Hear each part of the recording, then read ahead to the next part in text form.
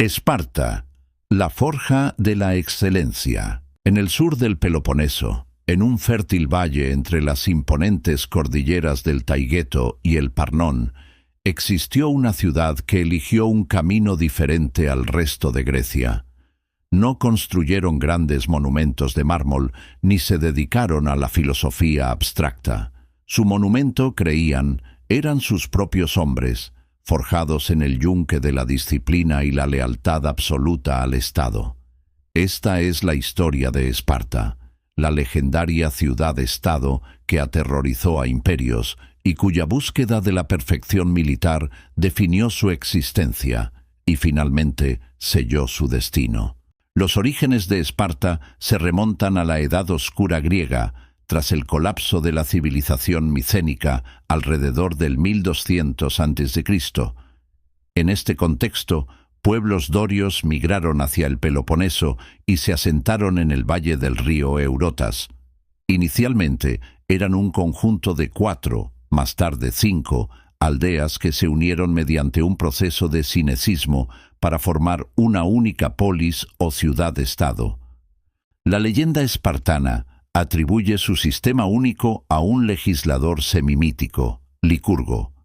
Se dice que viajó por el mundo conocido para recopilar ideas antes de regresar e instituir la Gran Retra, o Gran Ley, una constitución radical, sancionada por el oráculo de Delfos, que reorganizó toda la sociedad espartana. Los eruditos modernos dudan de la existencia de un solo hombre, pero la tradición es crucial para entender la autopercepción espartana. Esta nueva constitución estableció una diarquía, un sistema de 2 reyes de diferentes linajes, los Agíadas y los Euripóntidas, que gobernaban simultáneamente para evitar la tiranía. Introdujo el Consejo de Ancianos, Gerusía, compuesto por los reyes y 28 hombres mayores de 60 años, y la Asamblea de Ciudadanos, Apela. El catalizador real para la transformación espartana, sin embargo, fue la guerra. Alrededor del siglo VIII a.C., la necesidad de más tierras fértiles llevó a Esparta a conquistar la vecina Mesenia en las guerras mesenias.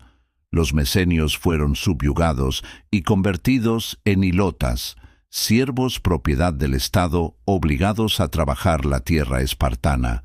La necesidad de controlar a esta vasta población subyugada, que superaba con creces a los ciudadanos espartanos, obligó a Esparta a convertirse en un Estado militarizado y disciplinado, totalmente enfocado en mantener el orden y sofocar revueltas. La vida de un hombre espartano estaba enteramente dedicada al servicio militar y al Estado. El proceso comenzaba desde el nacimiento.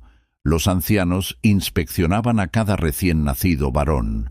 Si se consideraba débil o deforme, se le dejaba morir. A los 7 años, los niños abandonaban a sus madres y entraban en el agogué, el riguroso programa de entrenamiento militar y socialización patrocinado por el Estado.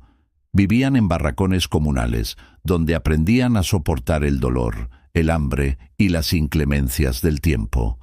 Se les proporcionaba ropa escasa y raciones de comida limitadas, diseñadas para acostumbrarles a la escasez durante las campañas militares. Se les enseñaba a robar comida para complementar su dieta. Si eran atrapados, el castigo no era por robar, sino por su falta de habilidad o por ser descubiertos. Este sistema fomentaba la astucia y la autosuficiencia, habilidades valiosas en combate. El entrenamiento físico era brutal e incesante. Aprendían a luchar, a marchar y a manejar la lanza y el escudo. También se cultivaba la obediencia estricta, el coraje y la lealtad al grupo por encima de la individualidad. Se les animaba a hablar poco y de forma concisa, un estilo conocido como lacónico. A los 20 años, un joven espartano se unía a una sisitia, un comedor común o mesnada, y se convertía en soldado de pleno derecho, aunque seguía viviendo en los barracones hasta los 30 años, incluso si se casaba. Solo entonces podía establecer un hogar propio, pero su vida continuaba girando en torno al servicio militar y los deberes cívicos. La sociedad espartana era una pirámide rígida y desigual.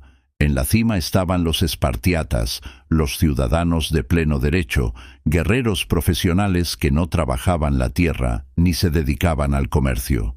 Su existencia dependía del trabajo de los hilotas, la base de la pirámide social. Los hilotas eran siervos que cultivaban las cleros, parcelas de tierra asignadas a cada espartiata, y entregaban la mitad de la cosecha. Entre estas dos clases se encontraban los periecos, los que viven alrededor. Eran personas libres que vivían en las zonas circundantes de Laconia, se dedicaban al comercio, la artesanía y a veces servían como tropas auxiliares, pero carecían de derechos políticos en Esparta. Un aspecto fascinante y único de Esparta fue la posición de sus mujeres. A diferencia de sus contemporáneas atenienses que vivían recluidas, las mujeres espartanas gozaban de una libertad y un estatus considerables.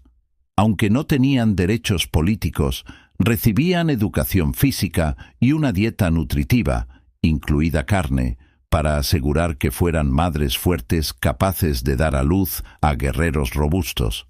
Entrenaban en gimnasia, carreras y lanzamiento de disco y jabalina. Las mujeres espartanas podían heredar y poseer propiedades, y con el tiempo llegaron a controlar una parte significativa de las tierras de Laconia. Su función principal y honrada era la maternidad al servicio del Estado. La tumba de una espartana solo llevaba su nombre si moría durante el parto, al igual que los soldados caídos en combate. Esparta se convirtió en la potencia terrestre indiscutible de Grecia, liderando la Liga del Peloponeso, una alianza de ciudades-estado.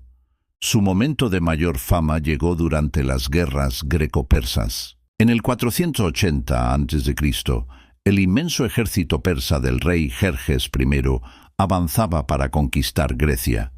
En el estrecho paso de las Termópilas, el rey espartano Leónidas, con 300 de sus mejores hoplitas y un contingente de aliados, resistió al avance persa. Aunque finalmente fueron flanqueados y masacrados, su sacrificio heroico se convirtió en un símbolo eterno de la resistencia griega y la disciplina espartana. Más tarde, Esparta lideró las fuerzas griegas que derrotaron a los persas en la batalla de Platea en el 479 a.C., asegurando la independencia griega. Pero la victoria trajo consigo una rivalidad interna. La creciente potencia naval de Atenas y su Liga de Delos chocaron con el poder terrestre de Esparta. Esto culminó en la devastadora Guerra del Peloponeso, un conflicto de casi 30 años que envolvió a toda Grecia.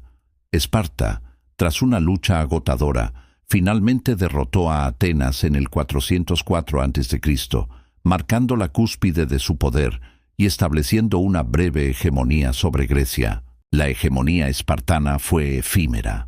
Su sistema, diseñado para una ciudad-estado aislada y disciplinada, no pudo adaptarse a las complejidades de un imperio. El número de ciudadanos espartiatas de pleno derecho disminuyó constantemente debido a las bajas en combate, los terremotos y la concentración de la propiedad de la tierra. Esto llevó a una crisis demográfica de guerreros. En el 371 a.C., la ciudad de Tebas, bajo el liderazgo del brillante general Epaminondas, desafió a Esparta y la derrotó decisivamente en la batalla de Leuctra.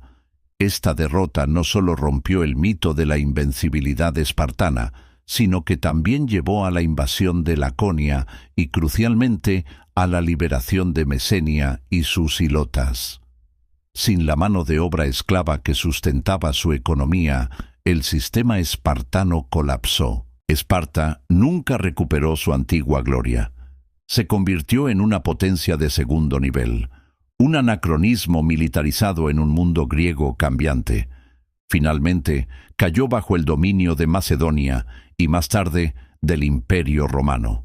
En el año 396 d.C., la ciudad fue saqueada por los visigodos de Alarico I y, en un siglo, fue abandonada. Hoy las ruinas de Esparta son modestas comparadas con el esplendor de Atenas. No hay partenones ni teatros inmensos, solo silencio sobre un valle fértil que una vez fue el hogar de los soldados más temidos de la antigüedad. La verdadera Esparta fue una paradoja, una sociedad que buscaba la perfección en la fuerza, pero que fue inflexible en su incapacidad para adaptarse. Su legado perdura no en piedra, sino en la idea de disciplina férrea, sacrificio y el epíteto espartano, que aún hoy evoca una vida de austeridad y determinación inquebrantable. Suscríbete y comparte para más historia y cultura.